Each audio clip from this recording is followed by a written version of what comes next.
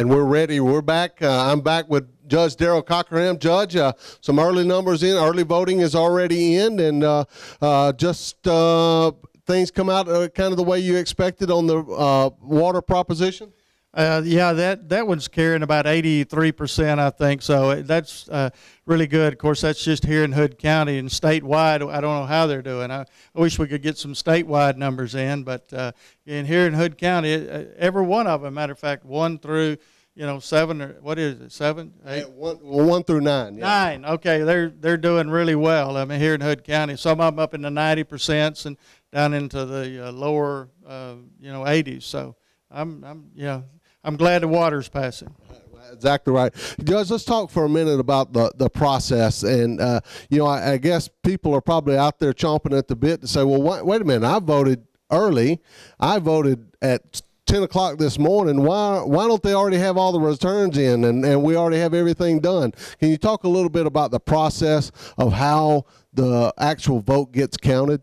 Well, basically what they do is when the voting is over at 7 o'clock, they start clearing the machines. They start tabulating all of the votes. They take all of the cartridges out and download them so that each voting precinct has a number. And then, they do it during the day. Now, they could, but nobody can know that number. And I guess they could have had them down here, but they report all of the precinct at one time. So, they don't want to. Somebody came in today about 10 o'clock this morning and said, "How's the voting going?" Well, we'll know at 7 o'clock or after 7 because that's when the polls close. That one of the things on the presidential that they really complained about was, picking the winners before polls actually closed, like in California and Hawaii. So. After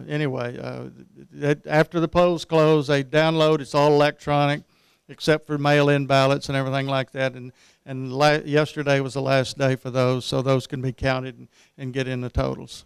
Hey, Cricket and her people, your election administrator, they're doing a fantastic job of just keeping everything orderly and in business. And I'll tell you something new for me this year that I had never done before when I went into the polling place to vote is I took my driver's license out, and they just kind of swiped my driver's license and said, "Okay, Mr. Myers." Well, they didn't. They said, "Hey, Kevin, it's time for you to vote. And here's your ballot and everything else." But that was a new experience for me, actually having that swiping system there where they swiped my driver's license, knew exactly who I was and where I was supposed to be. Well, basically, they've had that for several elections. As a matter of fact, I've used it. This is my third one to use it. And it makes it a lot easier. You have that card, but then they have to do some manual stuff. If you swipe it, it's got your address. It knows what precinct, your voting precinct you're in. Whether you're voting, you can vote in a school election, which one, city elections, and so forth. So it's really a good system. And as a matter of fact, it makes it a lot easier to vote if you have your driver's license than if you're voting with your old yellow card. The old yellow card. Well, and we've gone to this unified election date under your tenure as judge of Hood County. That was not the way it used to be 3 or 4 years ago. Each individual, you had a municipal election that was in May, and you would have amendments elections that would come at a different time, and then we had some fall elections. This is the first time we've gone, well, this is the second time now that we've gone to a uniform election date. Just your thoughts about that, about the uniform election date. Of course, it's uniform here in Hood County, but it's not in other counties. I know other counties, the cities are still in the May time frame. Yeah, I really like it.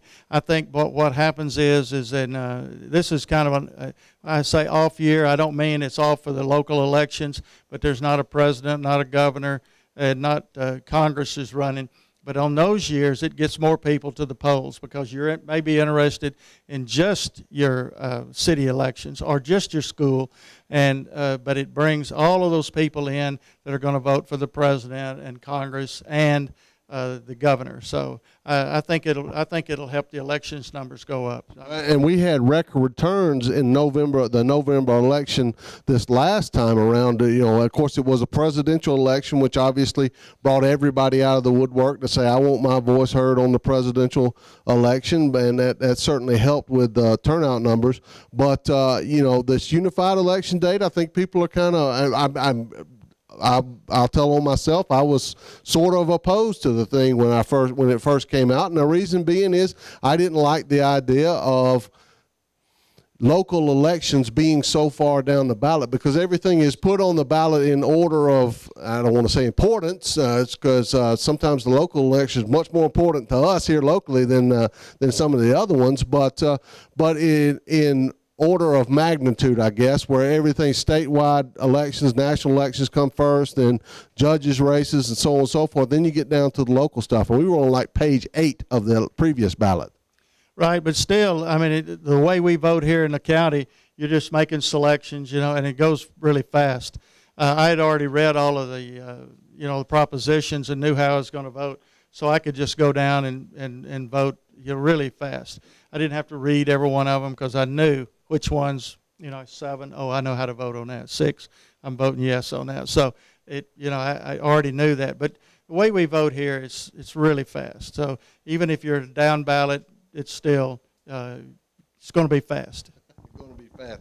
And, you know, do you see anything changing? The experience that the voter had this time around, is that about what they should be expecting when the primaries come in March time frame, that we'll sort of kind of the same process as we see, 2 weeks of early voting and so on and so forth, and then we'll have one day in election time, and then we'd go on down the road?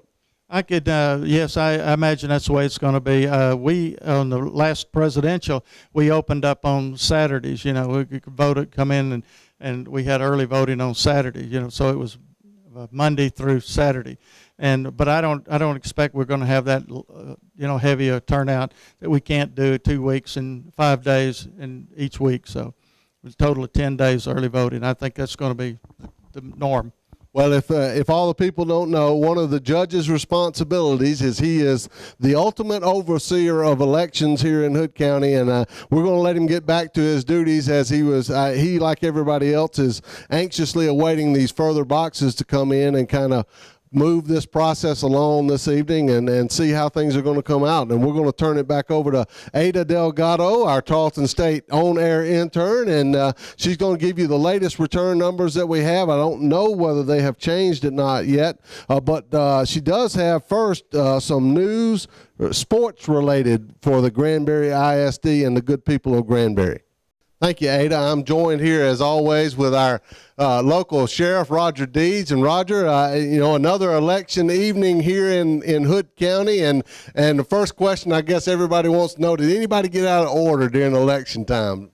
No, everything's been running smooth. Everybody's staying quiet. It's a good crowd, especially out here tonight, going smooth. You know, that's one of your many responsibilities is law and order in Hood County, and keeping law and order in the election return room here. And you know, one of my fondest memories as a youth was going to the courthouse with my dad, and I was very, very little, and you would walk in the door and there'd be a bunch of guys there smoking cigars and everything else in the courthouse and watching these election returns come in, and it went like all night long there in Alabama because it was a really old way of doing things. And they actually transported the ballot boxes. The sheriff actually transported the ballot boxes. That's not one of your job descriptions these days, is it? Well, it has been during the early voting season that I had when we had those Granbury Independent School District sites. It was my deputies that were hauling the boxes up and bringing them back and standing up there during those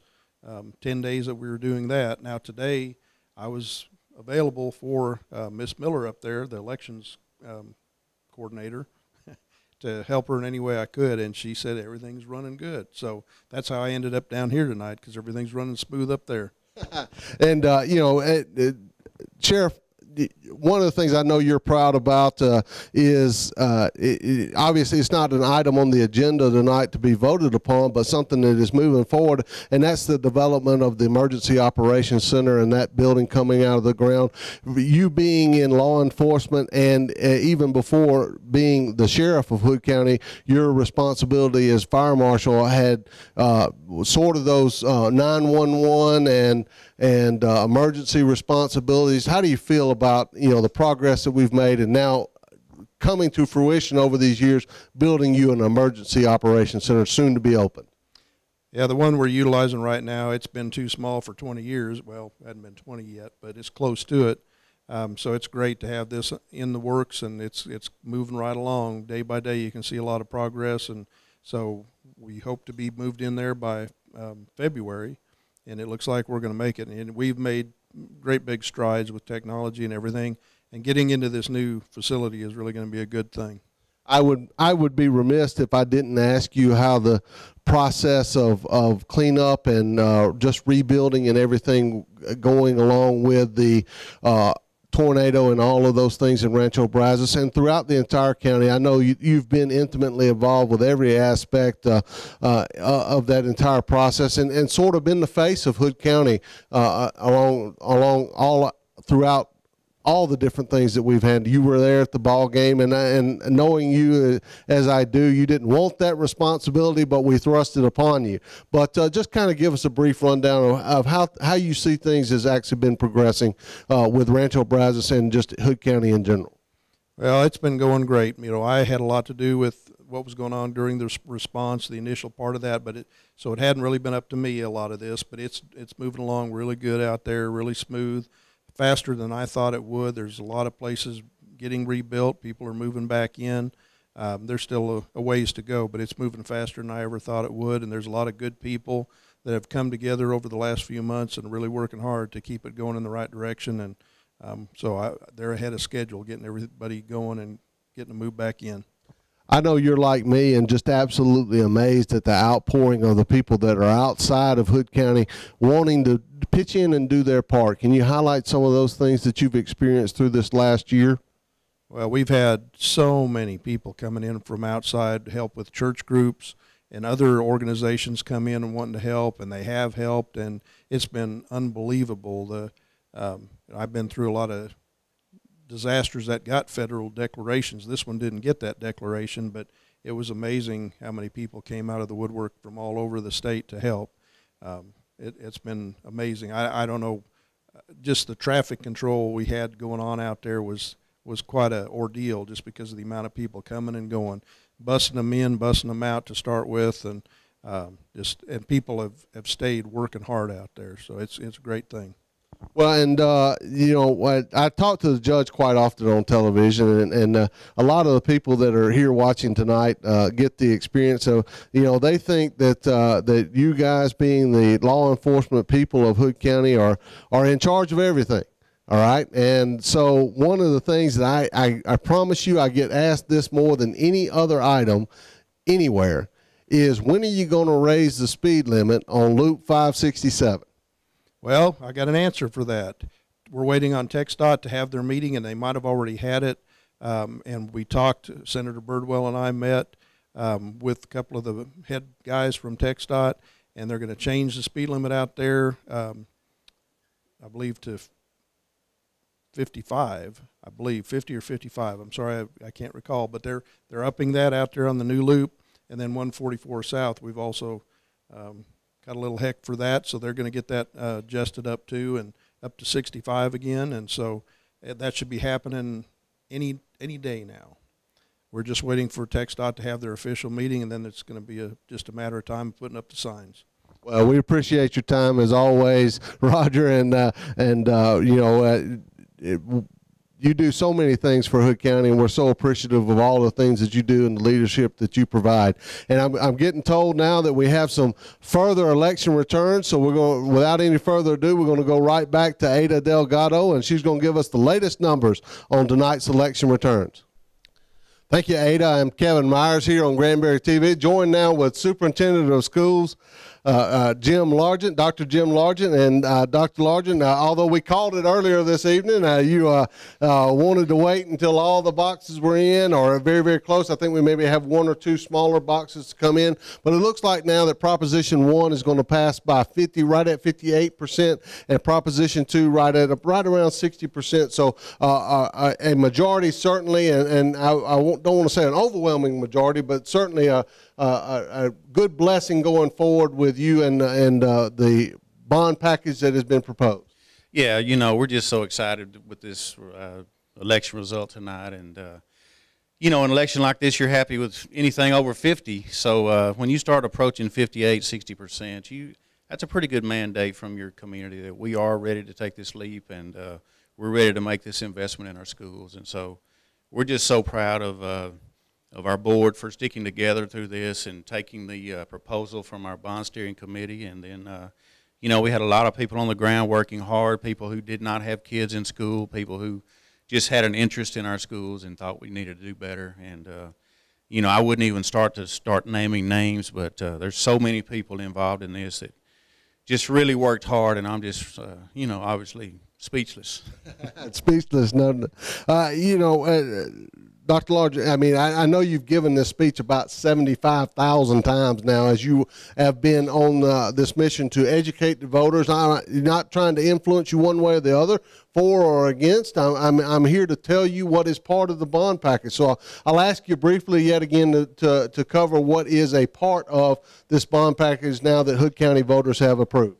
Well, the biggest pieces are safe and secure entrances at all of our schools, creating another level of security there. And then about 70% of this bond is dedicated to Granbury High School. A complete renovation of that school. I'm calling it a transformation. This school will not look the same 3 years from now. And there's a big chunk of money for fine arts, for career and tech, and just moving the ninth graders over to the campus, which we think there's a lot of benefit from that. And we think it's a great package, and as we went around doing the talks, people that we talked to thought it was a good package. Nobody really had problems with what we proposed. And, I think anytime you ask people to raise their own taxes and it's going to hit them in the pocketbook, you're asking people to make a commitment to our schools, and that's what they did tonight.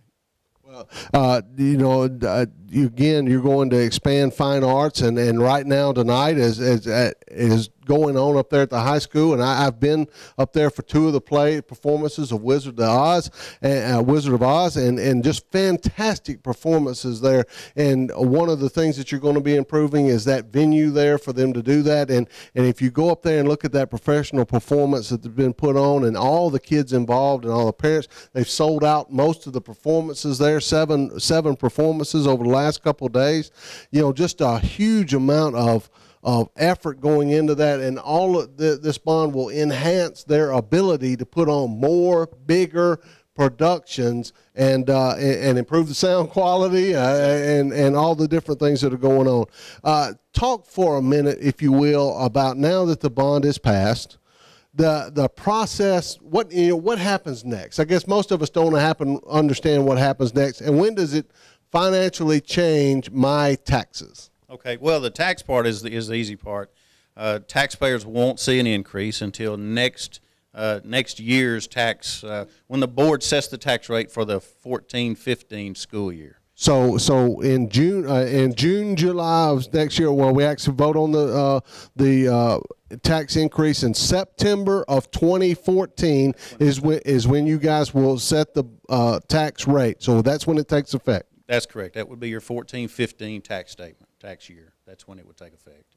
And as far as the project goes, we've been dealing with what we call the concept phase, where architects will tell us, they'll give us square footages, they'll tell us, they'll do their calculations on what this may cost, but they don't draw blueprints, and we don't know exactly what the building's going to look like or what this door's made of or anything else. So now we get into what we call programming, where we really get in and start talking with our staff, and our staff is going to have a lot of input in these buildings, especially at the high school, since we're doing so many renovations there. We're going to go in and ask our teachers, okay, in a science lab, in a chemistry lab, what does a perfect chemistry lab look like to you? And we want to design a room that they want, that they believe is optimal for learning. Now, obviously they can't get everything they want. There's only so much money, but we do have those conversations with our staff, with our teachers, and you know, we want to produce a blueprint of a building that has lots of people giving input and making it the optimal learning environment for those kids for a long time. Well, one of those areas that's going to take a lot of programming, as you say, is your career and technology education, which is getting about a 20 to 25,000 square foot expansion, not to mention some reuse of space that's already there. And we're going to get a chance to talk with Judy Gentry here shortly about her thoughts. She's the CTE director for Granbury ISD.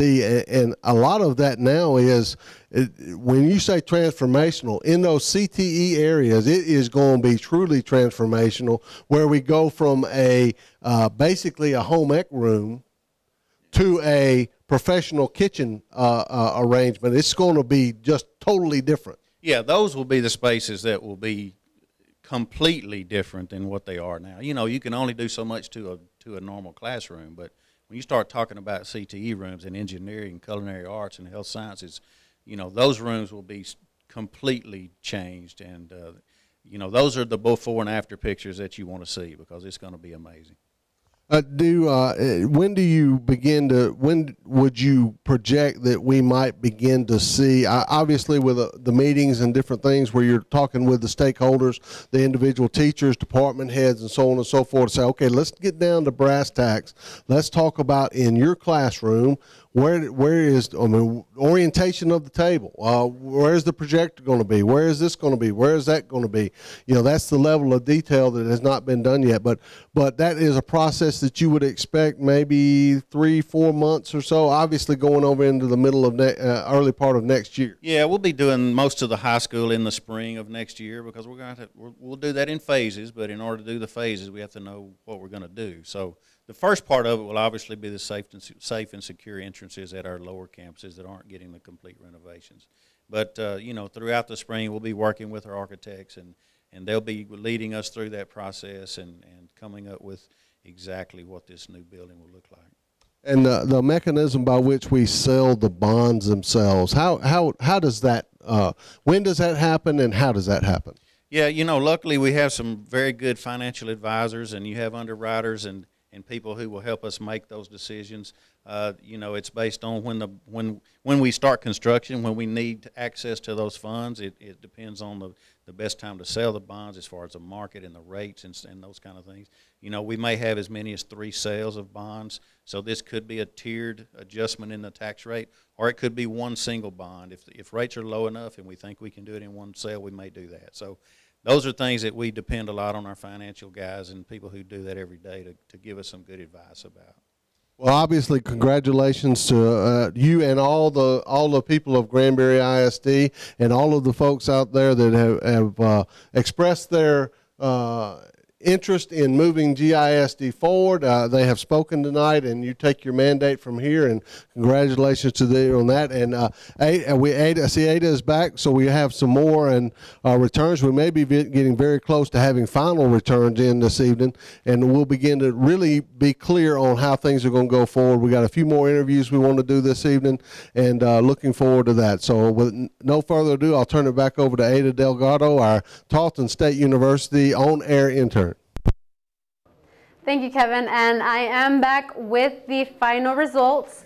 So we will go through them one more time. Again, these are the final results.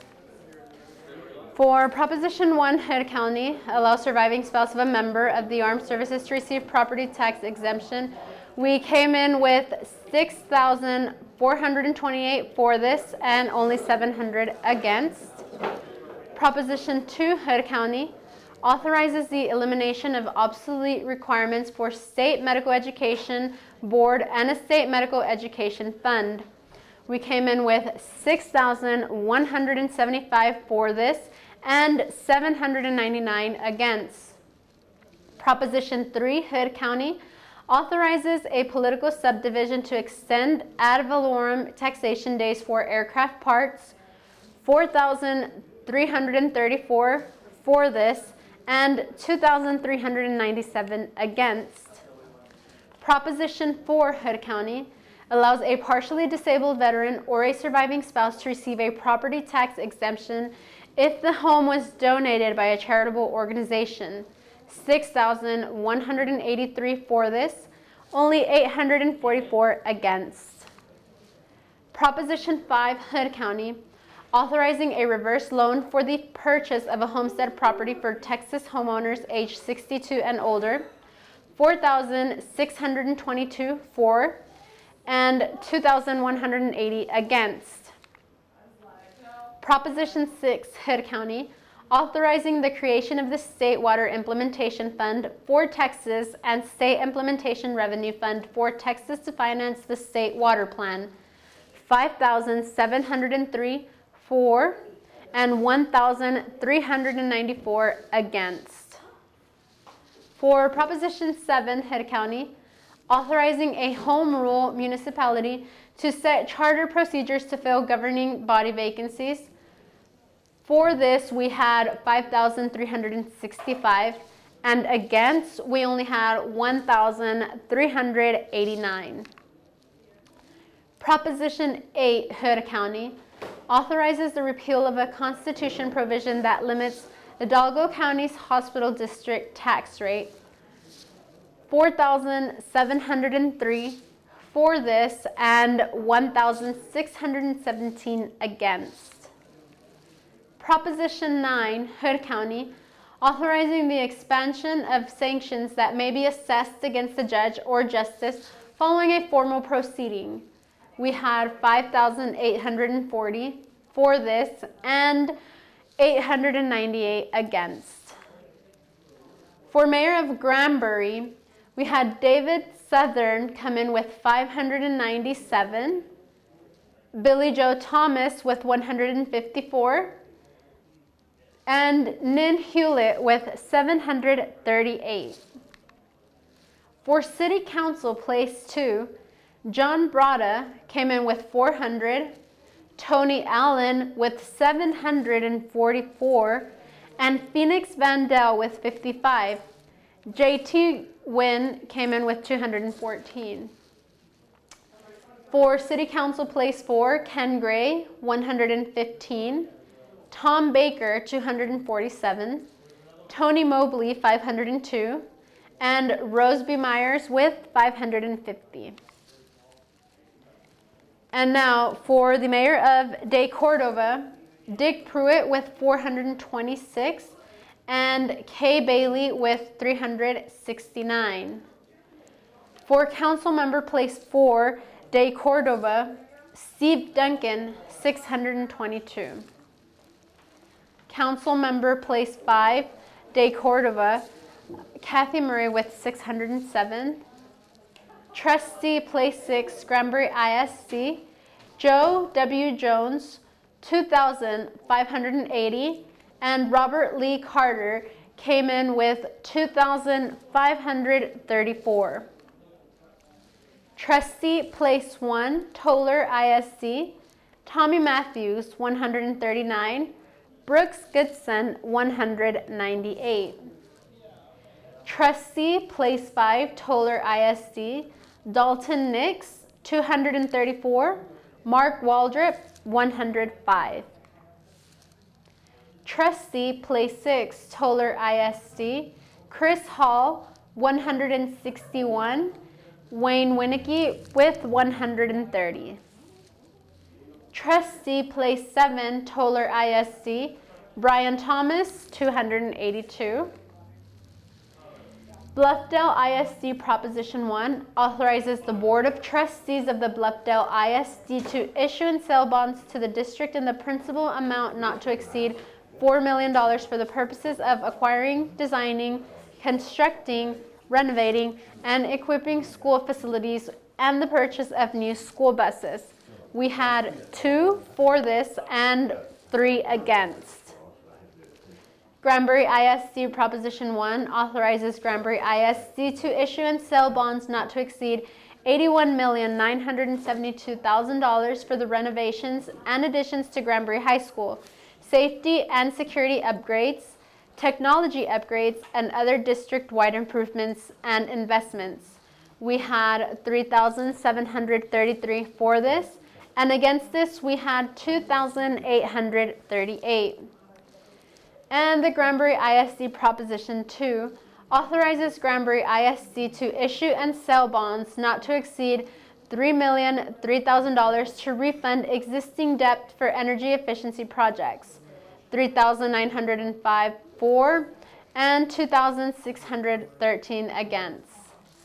Again, these were the final numbers, and we will take it back to Kevin for some interviews. Thank you. I'm Kevin Myers. Thank you, Ada, for all your efforts tonight. We appreciate her. And again, those are the final numbers. So we're kind of wrapping the show up here, but I want to take time to interview our newly re-elected councilman in place 2, Tony Allen. And congrats to you, Tony, on 52% of the vote. Well, thank you very much, and thank all the voters out there and all the people that helped me get there. We had a good team, a good manager that ran my campaign for me, the same one that ran it the first time. And it was just wonderful. I tell you, I took my jacket off. I was sweating, and my wife told me, well, go to calm down. I was getting red on the head. So it was nerve-wracking out there. Yeah.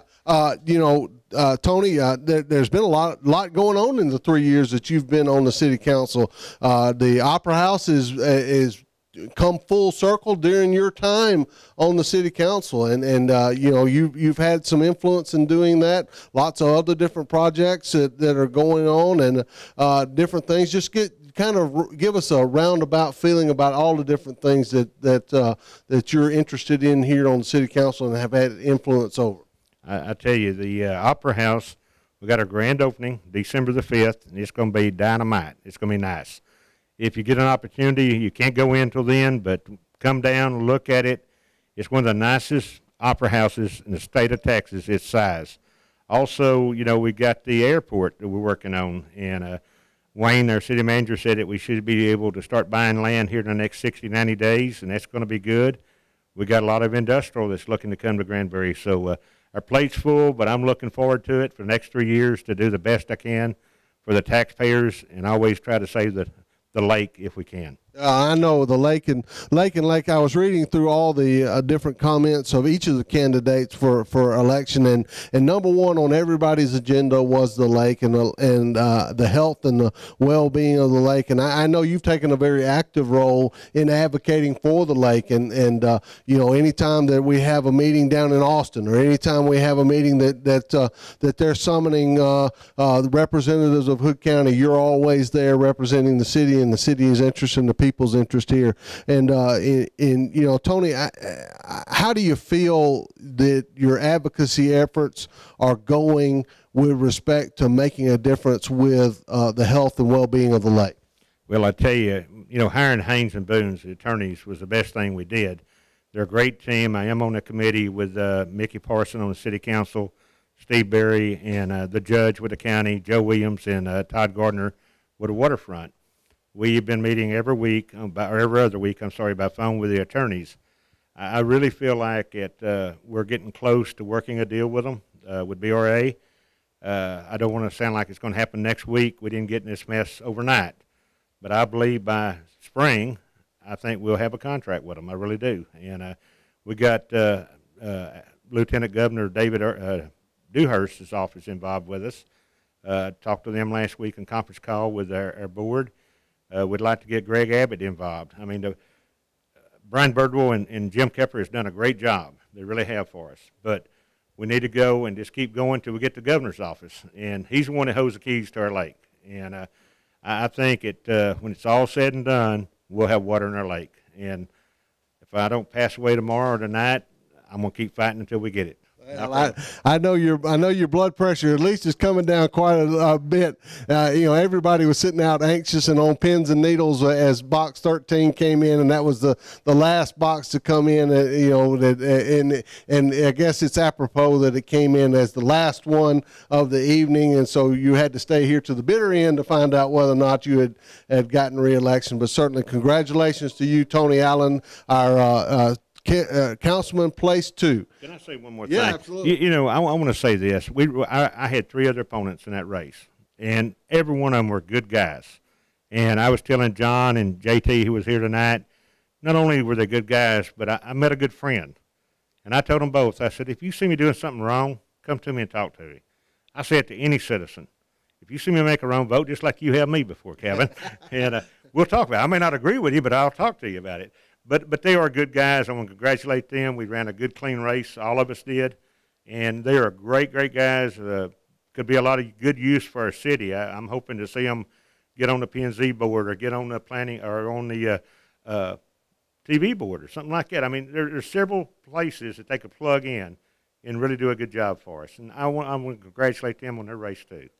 Thank you, and have a good night. All right, thank you, Tony. And now we're going to bring Joe Jones, winner of School Board Place 6, by the narrowest of margins. It's probably one of the closest races I've seen in a long time here in Hood County. But nonetheless, winner tonight, and I saw Robert graciously acquiescing to you as on your win. And again, there weren't a whole lot of I guess opportunities to really say who it is that Joe Jones is. I mean, we read a little bit about you in the newspaper, and those of us that know you personally know a little bit about you, but this is the first opportunity really for the community to meet Joe Jones. So who is Joe Jones? Well, I appreciate it, Kevin. And, Robert is a very nice guy. I enjoyed talking with him throughout the campaign. And it turns out we lived in the same neighborhood growing up together. So it's pretty interesting to see that commonality. But, I've lived here in Granbury for 18 years with my wife, Kim, who's a nurse at the Oakwoods School Elementary. And she's really given me the opportunity to meet a lot of great people in the school district and make a lot of good friends. And I've enjoyed that very much. So I'm looking forward to working with them and those on the school board. My kids have all gone to the Granbury schools. My daughter's in the 8th grade right now at AMS, and I've just thought the world of Granbury and the school system here, and I've, wanted to give back some way to the community, and I felt like this would be a good way for me to do that, with my wife being involved in the school and a lot of my family members being retired from the schools, not necessarily Granbury, but other schools throughout, Texas, and currently my two brother-in-laws are in the school districts too, working. So. Well, great. Obviously now with the GISD bond passing tonight, both sides of that, your first order of business will be overseeing.